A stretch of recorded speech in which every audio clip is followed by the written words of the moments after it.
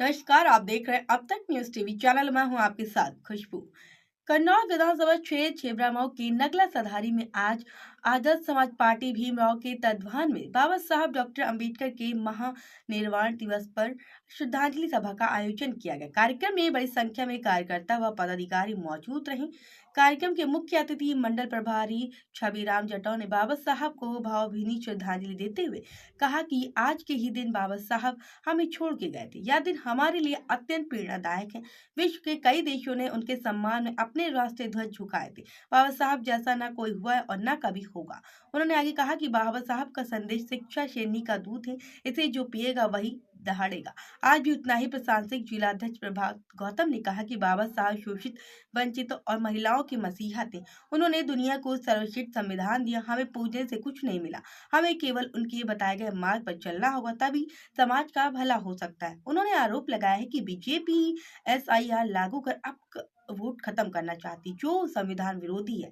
Vote देने का अधिकार संविधान ने दिया है, इसलिए सभी लोग अपना SIR फॉर्म अवश्य भरें और अपनी वोट को सुरक्षित करें। कार्यक्रम में मुख्य रूप से युवा मोर्चा जिलाध्यक्ष नेम सिंह, जिला प्रभारी शेर सिंह और जिला संगठन मंत्री हरिपाल सिंह और जिला मीडिया प्रभारी अनुज रावण, विधान उपाध्यक्ष कमलेश कुमार, अनूप कुमार, विकास कुमार, राम अवतार सहित अनेक पदाधिकारी व कार्यकर्ता वहां मौजूद रहे। लालच देकर आपके वोटों को लेने का काम करती है। आपको बता देना चाहते हैं कि ये जब बीजेपी की सरकार नहीं थी 2014 में, जो आपको गैस सिलेंडर जो 350 रुपए में मिलता था, आज कितने में है? 1000 में है।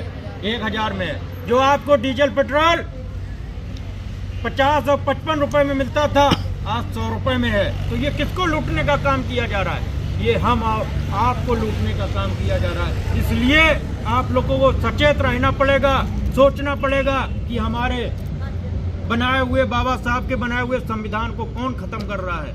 आज हमारे हक अधिकारों को कौन खत्म कर रहा है। जो पढ़े लिखे लोग हैं वो समझ रहे होंगे कि इस सरकार में नौकरियां नहीं आ रही। हम भी पढ़े लिखे हैं, क्योंकि हमें भी नौकरी नहीं मिली, बेरोजगार घूम रहे हैं। हमारे तमाम साथी जो पढ़े लिखे हैं उनको रोजगार नहीं मिल रहा है, नौकरी नहीं निकल रही है, और कुछ नौकरी निकल भी रही हैं तो उनके पेपर लीक हो जाते हैं। पहले से ही भर्तियां हो जाती हैं अंदर अंदर, हमारे लोगों को पता ही नहीं लगता है। और ये बीजेपी की सरकार हमारा आरक्षण भी खत्म कर रही है। वो इस सामने दरवाजे से खत्म ना कर पीछे वाले दरवाजे से खत्म कर रही है। वो किस तरीके से खत्म कर रही है मैं बताना चाहता हूं कि ये बीजेपी सरकार जितनी भी सरकारी संस्थाएं थी उनको प्राइवेट करने का काम कर रही है, और प्राइवेट सेक्टर में आरक्षण ही नहीं है।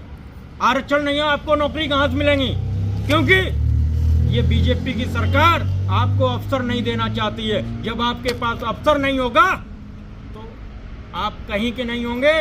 अगर आपके पास अवसर नहीं मिलेगा तो ये आपके पदों पर खुद ही घोटाला कर बैठ जाएंगे। तो इसलिए सचेत रहना पड़ेगा। और आपसे पुनः